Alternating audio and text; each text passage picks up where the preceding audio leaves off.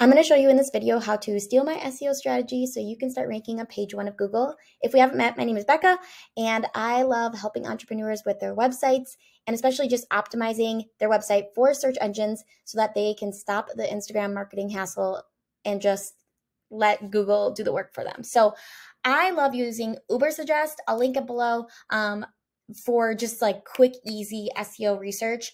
But SEMrush, if you want to do like a little bit more of a deep dive, this is great. And the first step is doing some keyword research. So let's go in. You can enter your domain if you want to start off. And this is going to just kind of give you an overview. You will have to sign up or sign in if you've already played around with it. And I'm just going to show you everything you can do for of SEMrush. Okay, so you can look at your main page if you want to dive into that, but I actually want to go to Keyword Gap. This is just kind of a cool tool to figure out more keywords that maybe you could start ranking for, or see what you already are ranking for and then optimize on those.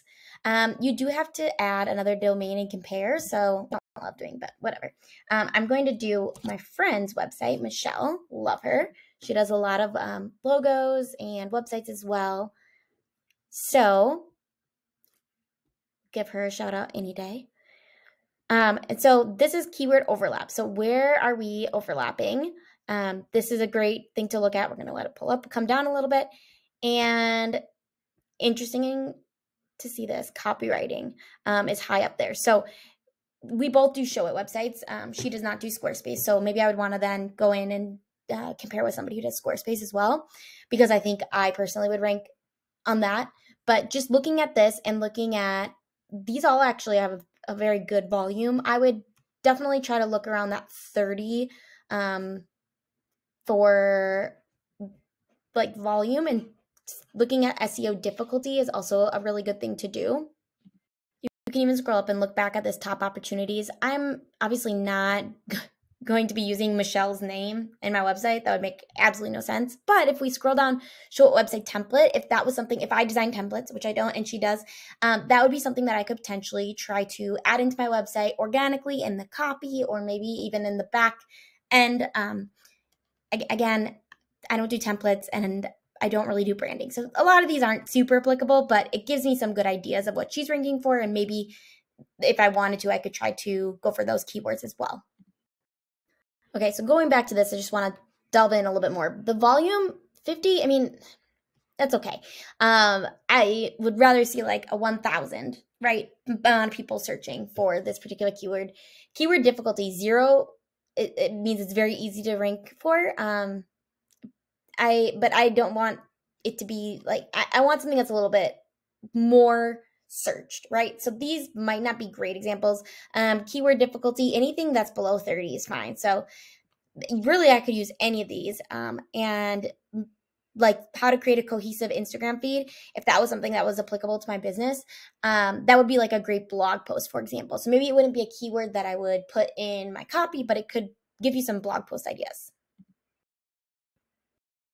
Okay, now I want to dive a little bit more into myself. So I'm going to click on my own name and see where you would have to do the pro plan for this, but where I am ranking on Google. And like if I'm between the 3 and the 30 spot on Google, I might want to then try to, especially if I'm already on page 1, maybe I don't want to add those keywords in, but if I am on page, if I'm in spot number 22, maybe I would try to use those keywords more so I could move myself up a little bit higher on search engines. Another thing I like is this keyword magic tool. So put in like Squarespace website, something kind of broad. If somebody searched Squarespace website and I popped up on page 1, that'd be really gold. But I'm guessing that the volume is going to be very high because a lot of people are searching that. And the keyword difficulty is also pretty high. 63 is pretty high. So that might not be the best thing for me. Coming down 44, anything below that would maybe be better. So that might be one that, and you can still see the volume is pretty high. If I sold website templates, which I don't, so I won't actually probably put that on my website, but it would be something. I'm coming down 36, Squarespace wedding website.